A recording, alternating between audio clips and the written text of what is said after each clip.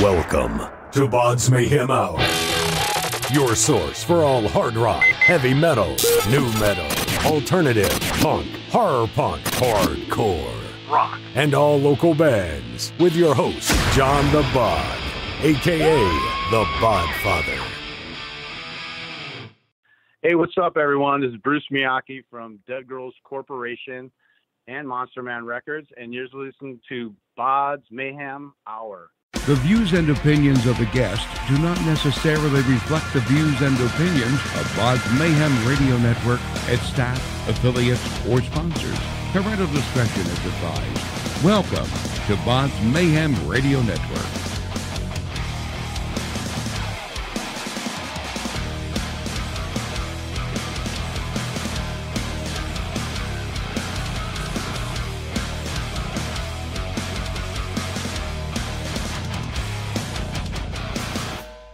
Hey everybody, welcome to BODS Mayhem Hour. I'm your host, John the Bod, a.k.a. the Bodfather, and as always, I'm bringing you guys and gals awesome interviews.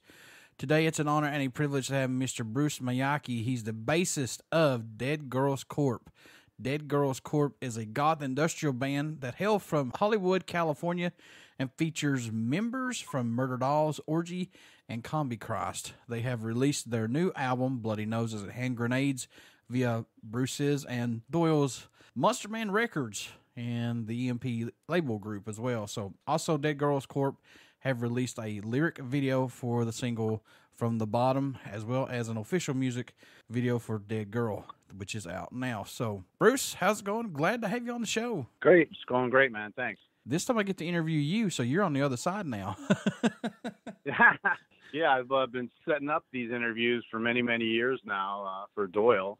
And been pushing everything through Monsterman Records and working on that. And now I seem to be on both sides of the fence here. The tide has turned, my friend. For the better. No, I'm still I'm Dead Girls Corporation. I've been in that band for many years, almost probably about 15 years now. And we've had tons of different members over the years. Toddy has worked with all sorts of bands. He was signed with Drown a long time ago in the early 90s and created this band, which used to be called Crackworks in Hollywood, and then Dead Girls Corporation has had several different entities, different bass players, different drummers, everything under the sun. This year, we released a record on Monsterman Records and the Emp Label Group, and it's the first record that Dead Girls has put out that is, other than the do-it-yourself CD Baby style or something like that, it's the first one that we're actually taking a hit with. So how did you guys end up working with the Emp Label Group with David Ellison and Tom Hazard? I know that Doyle's part of them, but how did they work with you guys to get you all on board as well? Well, in late 2017, I signed a deal with EMP with Monsterman Records to distribute any music that I want to put out. So we signed a little bit of a distribution deal along with a label deal with Doyle. So it kind of went hand in hand, but the distro deal was for Monsterman Records to put out more records this year. 2019 has been the turning point for Monsterman Records to not just focus on Doyle anymore, but to help other artists go beyond that do-it-yourself step and take it one further and get distribution, do the radio campaign, the PR, the whole works, and try to do something with the release other than just putting it out yourself and throwing it up on CD Baby or something like that. Dead Girls Corp have released a lyric video for the single From the Bottom, as well as an official video for Dead Girl. Was it hard to choose between the current set of songs on this album, Bruce? Which one would be the first single and video, let alone two songs on here? And what did you want that first song to say to folks who have not got to hear of your music as of yet? We definitely was hard to choose which ones we want to push first. From the Bottom seems to be our heavier tune, I would say, with more of a Manson feel or that type of industrial metal type style. Dead Girl, a little bit more on the electronic side. This record has goes a lot of different ways. I had a hard time pinpointing exactly what to call it as a genre, because it seems to go in a lot of different ways. We have electronics, we have influences obviously from the 80s, new wave, There's a lot of metal influences in there. So it's really hard to pigeonhole it, to one particular style for me. We'll be putting out videos for almost every song just because that's what, I do a lot of video work here in Hollywood, and I've been in the music video industry forever. So, it makes sense to keep pushing out videos. And here I go again using the word diverse. That's very hard to say in today's music world. And you know that just as I do because you work and produce records and things. So I like this, man. Is that something that you guys wanted to do, to throw a lot of stuff in there, or did it just play out this way? It just plays out that way. Toddy does all the programming and the songwriting, and usually every song that he starts with, every album kind of has a somewhat of a feel and a vibe to it, and it just happens to be his current state of mind. He writes everything, he does all the programming, the drum loops, and then brings it to us, and it's pretty much a done song other than, creating all the guitar melodies and stuff like that. But with the keyboards already locked down, it kind of already has that direction of where we're going. It just happens to be the time that he's in. That's all. And each album that we do keeps considerably changing. It's not like a lot of bands. You listen to one record after another, and they sound exactly the same. They have the same tones, the same sounds. They use the same gear. We're constantly changing gear, constantly changing our sound.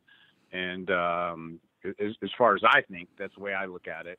I don't see us, really having a set tone, or a set direction. Kind of use our influences and go all over the place. Any song standing out more to you than any right now possible on this album? I mean, I know these must change every time, and I know this is like picking your favorite collectible or child, but do you have any that stand out for you, Bruce? I like Dead Girl. That's one of my favorite songs on this record. And then, we have alternative tuning, that a song called Ask For It that I like a lot. And then you have, the ballads like Promise Me, which I think would be a huge hit, but it is it's a ballad, and so it really depends on what your taste in music is to what you would consider, likable in your sense. We do a lot of shows that are like, oh, this show's a little bit more metal than others, so we'll play this set. And we'll just pull all the songs that we think are heavier into it than others, And if it's more of an industrial night, we do the same thing. We pull all the songs that we think are more industrial and then play them, So it really depends on what you like yourself, But I would say Dead Girl is one of my favorites on this record. That's why I really push for the video of that to go first. What do you hope everyone takes away from this new album, or message you hope they hear while listening to it, or just any of Dead Girls Corp's music in general, man? I mean, we just want to get our music out there, It's, a lot of people listen to Spotify and all these other streaming services, which I cannot, it's a necessity that you have to do. It's a necessary evil. You got to go on Spotify. You got to be on Spotify, because if you're not, then you're missing out on a huge crowd of people that are listening to Spotify as what they consider radio. And that's what they listen to. There's no money in it for the artist. I think the largest payout that I got from Doyle was maybe $24 in the month from Spotify, and that takes a lot of listens to get to $24. By the way, it's not. It's definitely not something like that pays well. So I mean, we just want to get the music out there. And it's really I don't know what what people think of it or what they can get from it. I mean, we're not, the message isn't, we don't have a political message, so to say, or an agenda that we're trying to push on anyone. It's just music, and it can mean different things to different people when you listen to it lyric wise. It's not straightforward, and it really doesn't have that broad of a message. Just don't take yourself so seriously. That's all. It's amazing on how things have changed to now, because I used to, when I was little, I couldn't wait to watch MTV when MTV was good and playing music. When Guns N' Roses' new album was coming out, or new song, or Metallica's new song, or get the next hit parader and read about Motley Crue or Judas Priest, and find out stuff about the bands. And now it's just like, man, I can go online anytime and find out. You know what I mean? It's just, it's taking it out of it, man, I think. Yeah, definitely. Would you say there is a heavy influence by Skinny Puppy and Depeche Mode plus new wave and industrial in this album? Would you say that possibly? Yeah, I mean, them influences you just mentioned, Depeche Mode, Skinny Puppy and stuff, them are really Toddy's main influences. Mm-hmm. He likes some heavy metal music, but he's not, I'm more myself into Slipknot and Pantera, and, I'm more of a metalhead in the group, and then you got Dave Teague, who's been in the Dickies for 30 years or 25 years or whatever he was in the Dickies for, so he's got that punk rock edge, so we all have our own little kind of musical style that we kind of bring to the table, and that's what makes, when Toddy lays it down for us, it's all keyboards, drum programming and vocals, so it has a very Depeche Mode type feel or electronic feel to it, so to say. And then, we're the ones that blend the metal into it with the guitars and bass and some slamming drums, by Mel. So it's it definitely has a metal influence, but I would say it starts with the more of the electronic side. So correct me if I'm wrong here, good sir. Jay Gordon of Orgy produced and mixed this album. How was working with him on this? Jay's great. Jay has the electronic style down, and he learns daily from new shit that comes out, to do better and better, So when it came time to mix this record, we've, as a do-it-yourself band, we've always done everything in-house. We have our own studio in Hollywood, and we've recorded everything along with, several other artists that we brought through there and recorded their records. But we've recorded everything and done everything ourselves. And I really wanted to get somebody else's fingers in on it to mix it well, and we sat for months with Jay on his off time, and we'd go in the studio and we'd mix a song at a time and go back, and each song kept getting better and better and better. And he would add some, some electronics here and there,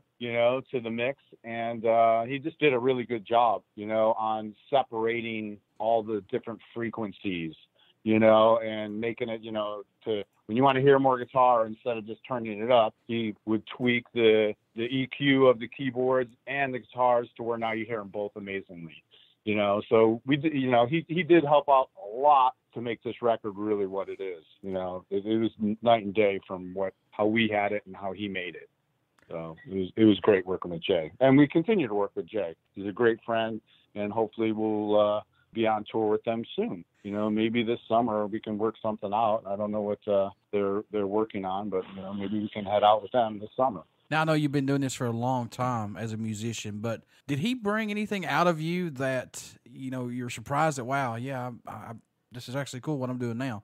Did he bring out anything different in you working on this album? Well, mixing it with them, he kind of, brought to my attention that I like to push myself, and I'm always a little bit on top of the beat as a bass player. Yeah. So he really kind of sat down with me and kind of, as we were mixing, like, showing me what I'm doing. And although I was on time, so to say, I really wasn't laid back into the pocket as I should have been, as a bass player. And from that, mixing session, I really learned to work on that and be more, just relax a little, I guess, instead of pushing myself and pushing it a little bit farther. I'm a little bit more in the pocket now. Yeah. I learned some EQing tricks and stuff from him too. And that really helped out in our recording. He taught us a lot on, how we should be recording instead of just doing what we're doing, with multiple guitar tracks and this and that and the other thing. So, we learned many things from Jay. Never too old to learn, my friend. Oh, never. That's for sure. I want to know who did the artwork for this album, because I don't think artists get enough respect for what they do for you guys. Yeah. Well, when I went to EMP with it, Melody Myers, she's been doing several EMP artworks and for different various artists and stuff like that. So I said, yeah, let's give her a shot and see what she's got. And she came back with the image that we have as our album cover, and it was amazing. We couldn't believe it because we didn't tell her anything about, you know, what we wanted, what to look for, you know, or any way to design anything at all. And she just came out of it and came out with that. And we had a similar idea in our heads, but it was all white, and it was a different type of style of what the girl would look like and this and that. And but it was since it was so close to what we were thinking about, it was amazing. And you know, we went with it with no changes. She literally just dialed it in and gave it to us, and that's the way it was when she gave it to us. We didn't have to change nothing, and she did a great job. Since this band came together, Bruce, how much growth musically have you seen this band and including yourself go through up to the release of this album, or has it just been more of a personal growth for each of you involved in this? Well, it's very new. You know, we just put the record out March 1st, just started radio, we just started press, you know, so it's too new to say, you know. I mean, this is a band that the masses have not heard of, you know, and we're putting it out there on radio and on the web and seeing what we can do. I'm really focusing my efforts in the digital platform and trying to convert Spotify listeners to actual sales, you know, which is a chore in itself. So I'm definitely working on new marketing ways and ways to market music in this current day and age, you know. So as a band, Dead Girls Corporation, not much has changed for us other than releasing a record. And, you know, yes, I have some sales coming through at Monsterman Records. I don't know the stores that it's in yet. I don't know how much it's out there. Radio's doing okay, and I'm glad about that. You know, it's getting out there that way. But I think it's going to take a few months to really kick in and start doing some damage. You know, we have a couple of tours that we're trying to work on, going out as support, you know, and we're trying to roll with that, you know, and we'll see what happens. You know, as a band, we're all excited to move forward and actually put out a record and, as we call it, put it through the machine. You know, nothing that we have put out has been put through the machine, you know, and through the gauntlet of what's out there. Yeah. You know, so this is our first shot of doing it, you know, so we're all kind of excited to take it on. Speaking of the digital aspect of this and Spotify and iTunes, stuff like that, do you like the social media side of it to reach out to more folks who have not got to hear of Dead Girls Corp possibly? Yeah, I mean, I'm very active in social media. I'm trying to get more active in social media and try to be on the cutting edge of new technology that pops up and is out there, because if you don't, then you'll just kind of get left in the dark when it comes to what I consider free advertising. You know, I do notice that when you really try to post something that really is important to you, it seems like Facebook doesn't ship it out to as many people as you want, you know, so they kind of force you into doing Facebook ads and stuff like that, which, you know, it's one of them necessary evils. You know, you have to pay to play, you know, or you don't get to play at all, you know. So, you know, I do some ads here and there, you know, just to suffice the system and say, yes, we're, you know, doing some ads and we're playing ball, you know, can you please put our stuff out there more, you know. So I do what I can, but definitely active in social media and using that platform to spread the word and having friends share your information and all that kind of stuff it's the way you got to do it nowadays. You know, if you don't do social media advertising and work, then you're just going to get left behind. Being from Hollywood, California, how much local support does Dead Girls Corp get via venues and some airplay possibly? You know, it's Hollywood's a weird city. You know, we just had a show in Arizona that we played and it was great, you know, and you know, it seems like Hollywood seems to be somewhat jaded. You know, we had a good scene many years ago, back when Static X and System of a Down and Snot and Papa Roach and Linkin Park and these bands were unsigned in LA, you know, and the scene was great. You know, you had the Whiskey doing the No Bozo Jam. You had a free night at the Troubadour, and the Roxy had a free night going.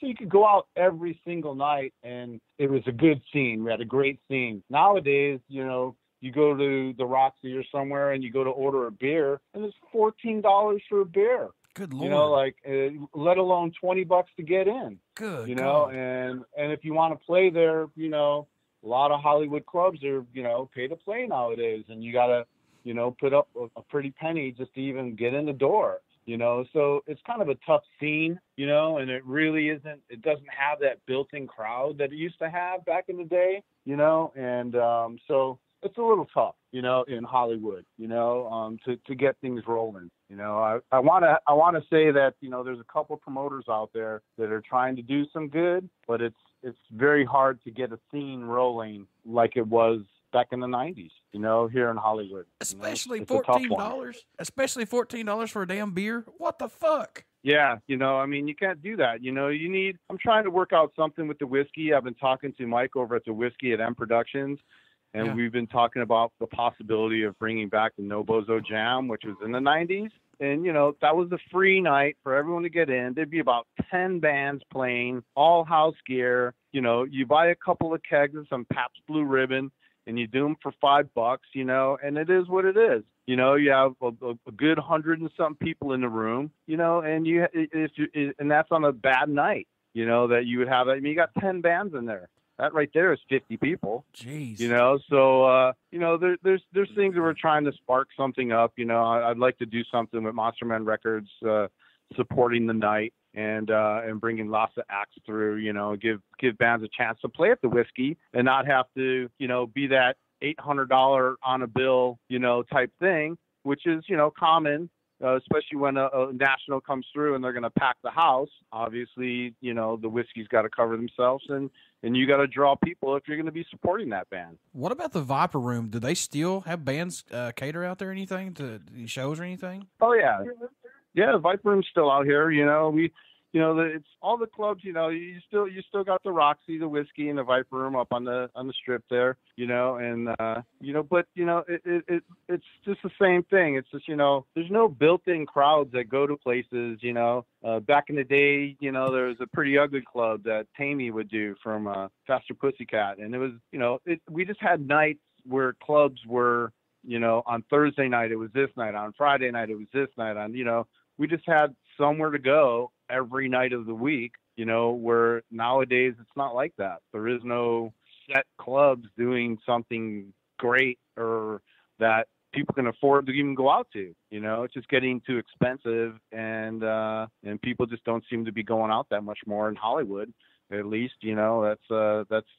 Everyone seems to be home on the computer, like, oh, we won't go that. Maybe we'll see somebody that's live streaming it and we can just watch it. Yeah. You know, and not leave the house, you know, and hence my working more in the digital field and trying to get more involved with what we can do online and how we can convert that into sales, you know, how, you know, and I keep talking about sales because, you know, that's what feeds this monster, you know. It costs a lot of money to record a record, and it takes time and studio time and outsourcing everything with the mixing and the mastering, and, you know, it's thousands upon thousands of dollars, and it's, you know, it's so hard to get one person to pry away from a Happy Meal or Big Mac value meal, and instead of buying it that one day, go out and buy a record, you know. And when I always go out and I see bands that I'm going to see and I always go out and try to spend money on merch. You know, I'll buy a T-shirt, I'll buy the record there, because I know when they're on the road, they need that money. Sure. You know, and because it takes so much money to tour, and being with Doyle now for, you know, 5-6 years, you know, I know that now because I'm the one behind it and putting it all together. So I know what it takes to tour, and I know how much money is made, you know, and it's a very tough game. And a lot of times it's a losing game. You know, we've gone over to Europe where 2 of the tours that we went on were losing battles because of bus breaks down and things like that, and shows get canceled because of it, and just money just isn't there, you know. So what can fans expect at a show from Dead Girls Corp who have not got to see you guys live as yet? What are they going to get, Bruce, when they come to see you all? It's just a high energy show, man. We put a lot into it. We don't hold back, you know, and you know, it's not, you know, the music. A lot of times bands to me sound worse than the record, and in our case, I feel we sound better than our record. And it's just in your face and a little bit more aggressive than might be portrayed on the record. $1,000 question right here, my man. What made you want to become a musician? What was that spark for you that said, yeah, that's what I want to do right there? Obviously as a youngster, I grew up in Albuquerque, New Mexico. And when I was about 16, I got a job at a catering company, and they happened to be doing the Blaisdell Center, which is the main venue out there for large acts. I think it's about a 8,000 to 10,000 person venue. And I just, was constantly backstage working the rock scene, and I was in the metal way back in the day there with Motley Crue and Sabbath and, all the bands coming out. And I just was very heavily influenced into the backstage life for the first, from probably 16 to 26. I did nothing but work backstage. And in Hawaii, I did the same thing when I was living out there from Albuquerque to Hawaii. But I would say, doing all that, kind of influenced me to pick up the bass and really start learning some songs and doing the tablature thing first. And then, of course, moving to Hollywood, that was the, finger on the trigger there. It's so easy to get a band together. I kind of started in the industry first as behind the scenes, being catering backstage. And then when I moved to Hollywood, I got involved with a production company, Windy City Productions, and I was bringing them acts like System of a Down and Static X and all these bands from Hollywood, and they were going, nah, this ain't got nothing. No, what is this, circus music? I got a lot of negativity from them, and it kind of pushed me out of the business side of it and got me more involved in the music side of it and playing, so, and I've been in several bands throughout the years here in Hollywood in the past 25 years. And it's just one of them things that once you get hooked on it, you don't hang it up. Yeah. I'm a lifer, and that's how I look at it. I'll be playing music till I die, and with Monsterman Records, running it now for 5 years, it was like I've trained myself over them 5 years of working with Doyle. I had I hired some hands in the very beginning, to kind of push me in the right direction on how I should do things and make sure I don't, make too many mistakes. And with all that knowledge that I've learned over the past 5 years, now I'm going to put through other bands. I'm doing Dead Girls Corporation. I have a deal working with the Soap Girls from South Africa. I'm working with Element A440 out of Arizona. So there's a few bands that I want to push this year, and put their records out and put them through the same, the same moves that I put Doyle through, and which now I'm putting Dead Girls Corporation through, and hopefully Dead Girls Corporation can do something, other than what we've done in the past, and really push this through on radio, press, and all that kind of stuff, and obviously with touring, and see if we can't put a dent out there and make something with our music. Element A440, if you're listening to this damn interview, I love your music and I want you on this show soon. They're a great band. I've known Halo and Element. Dead Girls Corporation have played with them several times. I think that's the first time I ever ran into them was when we played a show out in Arizona many years ago. And I always liked Halo's music, and I'm into that industrial, electronic vibe, and a lot, and when I saw them come, they came here in a few years ago and played at the Bar Sinister, our local kind of goth industrial club. And Halo really had the crowd. He came from just writing good music and having good music and good songs and being a good performer. He really turned into that front man that now is going to capture everybody's attention, and with that kind of pushed me over the edge and said, okay, I got to put these guys out, and I put them out there with Doyle. We did a little run had them go out with Doyle, and they did great. I was there for like 2 weeks of the tour. I flew out for the first 2 weeks and just to see how they would be doing. And the crowd, they won over the crowd, and they did really well winning over the crowd every single night. And I know with getting them out there, if they can get on a tour with like Combi Christ Wednesday 13th, something like that, that would be, something that would do great for them. And they would gain a lot of fans. Is there a band for you that's on your bucket list, Bruce, you would like to see Dead Girls Corp tour with or work with, maybe on an album split possibly? I mean, obviously, we'd like to go out with, Orgy. I mean, I love Combi Christ. I love Wednesday 13. There's a lot of electronic bands that that I feel that we could go out with. And then I listen to Spotify, and then Spotify tends to throw, like say you're listening to Dead Girls Corporation, and I'm listening to it, and then it'll throw out other artists, and I go, oh, I guess we could tour with them. You know what I mean? Like, so I don't really want to pigeonhole who we can tour with and stuff like that. I just happen to know people that manage or are part of them bands that I think we could get out there and go with, and that would be a fun tour for us, But we're looking for, we're being diverse, and we're not really want to pigeonhole anything that we would like to go out with, other than our friends, in Sure. other signed bands. But we'll see what happens.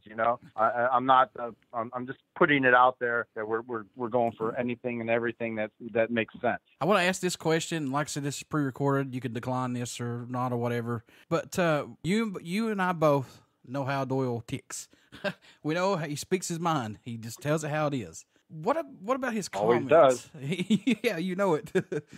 What about his comments, man, about the meet and greets? I mean, and that's a thing of the day now, honestly. Yeah, I mean, I'll comment on that. If you listen to, I know, what you're getting at, which is the most recent, his most recent post in the headlines where, Doyle hates all his fans, thinks they're scumbags, blah, blah, blah, and it's, if you actually listen to the interview, it really doesn't say them headlines anywhere in the interview, so it's just a clickbait, that anyone will try to throw up there so they can get as many people to click on it as possible. And then they can, most people don't even click on their article and will just comment on the comments below. And, I have had, being firsthand on social media and everything like that with Doyle, I've had lots of fans that have came and said, hey man, what's up with this? And blah, blah, blah. And I can't believe this. And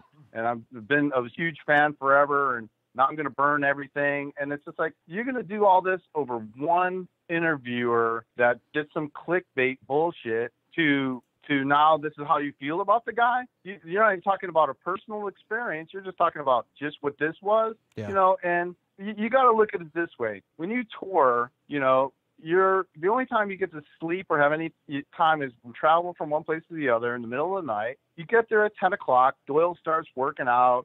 He starts doing his stuff. They load in.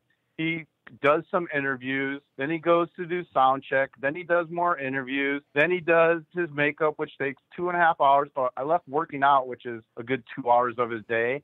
And then, and then he does his makeup, which takes over 2 hours. He does any video interviews we got to do, stuff like that. And then he goes and puts on a show, sweats his ass off, comes back, does some more interviews if that's what they are. And then he does meet and greets, And when he said, after doing all this all night long, he's telling the truth. All he wants to do is take a shower and go to bed. I mean, it's been a long day, and that's like with anybody's job. If you finished a 12-hour work day, do you then want to go out and you want to meet like everybody that came through your job site, and do that? No, he would love to just be able to go to bed and be at the end of the night and just be done with it.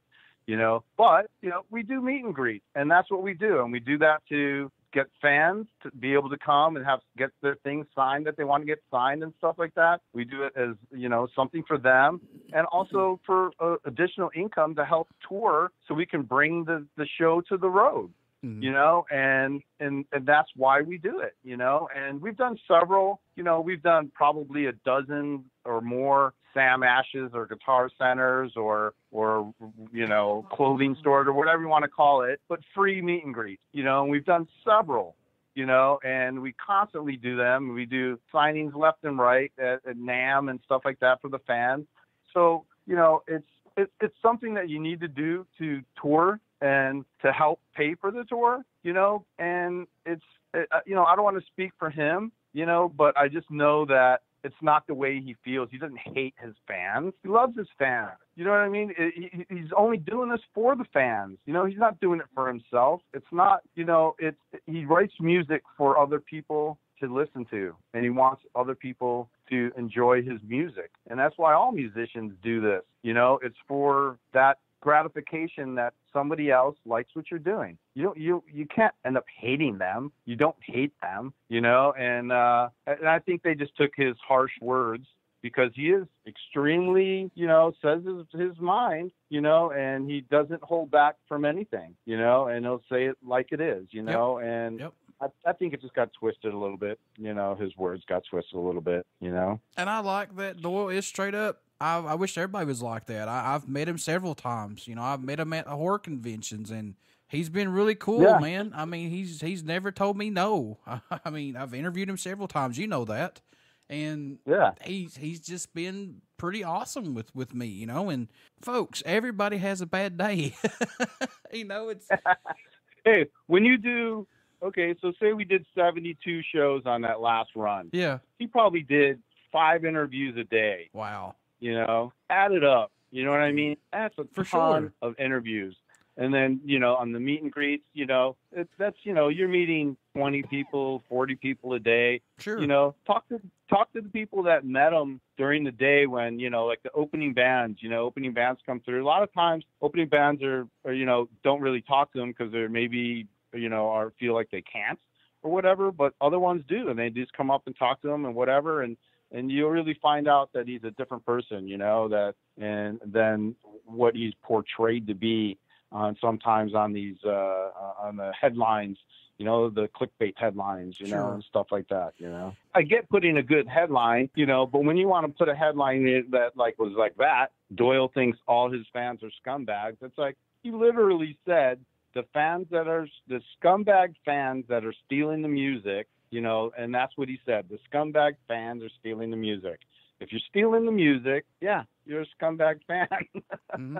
You know, but you know, torrent sites nowadays, I think, are more of a thing of the past, you know, so I don't think too many people are quote unquote stealing the music anymore. You know, I don't really think that that's a major issue. Maybe it is.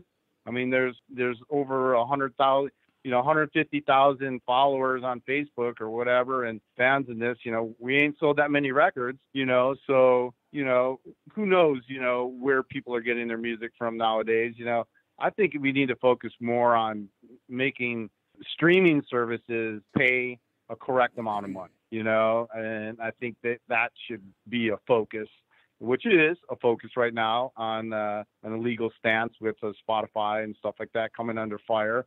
You know, but I think once that gets taken care of, the whole stealing of music will be a little bit less prominent out there, you know. Thank you for clearing up the Doyle situation.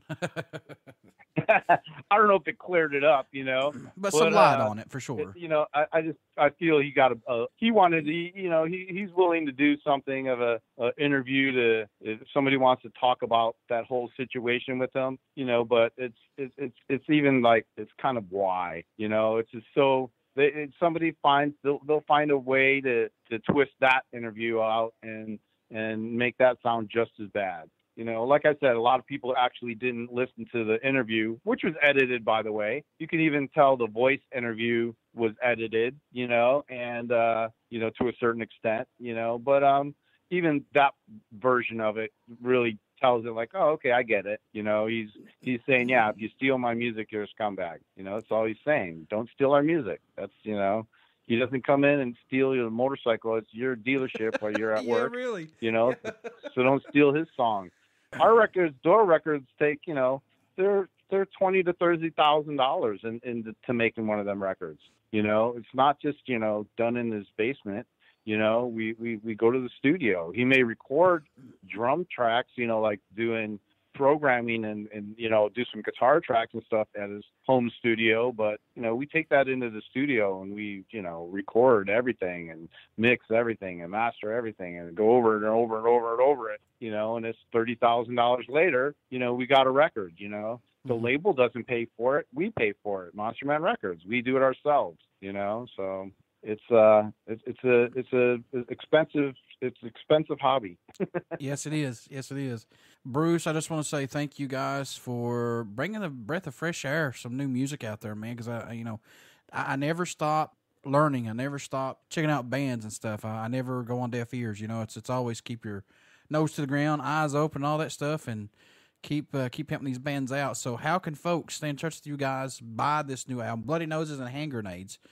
How can they do that? Well, deadgirlscorp.com, is where all the current news of, obviously, Facebooks and Instagram and Twitter and all that fun stuff. Monsterman Records is, I'm finally putting together a website and a kind of a presence for Monsterman Records due to the fact that I'm going to put out 3 more artists this year, so we're getting that all together as we speak, trying to put a little bit more into that, but that, for right now, it's deadgirlscorp.com, monstermanrecords.com, and hopefully they'll join the corporation. Before I let you go, good sir, would you do me a promo for my show? Sure. Hey, what's up, everyone? This is Bruce Miyaki from Dead Girls Corporation and Monsterman Records, and you're listening to BODS Mayhem Hour. Everybody stick around. We got some great stuff coming up, and you only hear these interviews right here on BODS Mayhem Hour and BODS Mayhem Radio Network. Please get out and check out our Facebook page. It has our YouTube link, podcast link, and soon our Twitch link, where everything's going to be extremely live. So that's going to be awesome. Also, get out and check out Dead Girls Corp. Great music from Bruce and the guys and gals, and you won't be disappointed. So, Bruce, best of luck to you guys, and keep pounding the pavement, man. Great. Thanks a lot, man.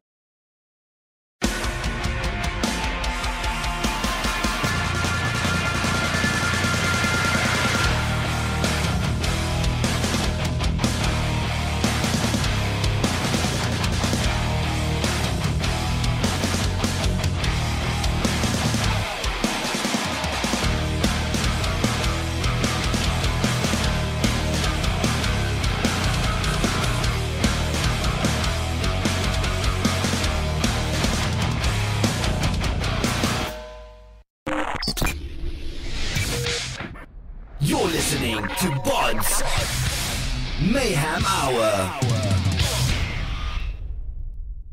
Follow us on Facebook, Twitter, and Instagram.